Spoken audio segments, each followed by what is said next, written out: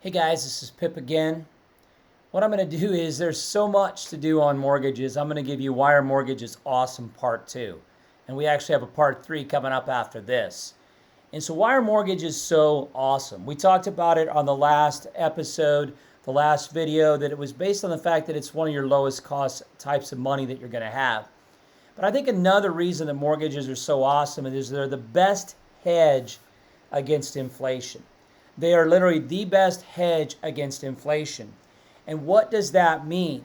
That means that when we are doing a mortgage, we are able to get the best bang for our buck when it comes to an inflationary time frame. So if we look at the value of the house on this axis here, and we look at time frames over here, why are mortgages so beneficial? Mortgages versus inflation. Many people are worried that prices go up and things happen like that. Well, here is why mortgages are so important when it comes to hedging your bet against inflation. And most of our mortgages are 15-year or 30-year mortgages. And here's what's going to happen with property over time. Over time, what you're going to see is, let's say our property value starts here. But over time, what happens with property is it goes up, comes down a little bit, goes up again, comes down a little bit, goes up again. Over this 15 or 30-year time frame, even though we don't have a consistent up line, we do see that our starting value here and our ending value here is there.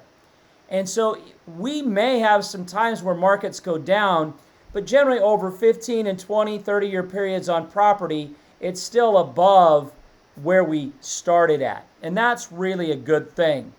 Well, what we really want to think about, though, with our mortgage, and why is it such a benefit, is with our mortgage. So let's say this is your property value. But if we look at our mortgage payment, and we look at that mortgage payment, generally what we're doing is we're going to do a 15-year mortgage or a 30-year mortgage. Those are very common mortgages. And so what happens with our mortgage payment, so let's say our mortgage payment starts out at $2,000 per month, and we do a 15-year mortgage.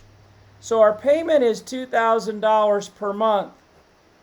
So interestingly enough, on that payment, it didn't change over those 15 years.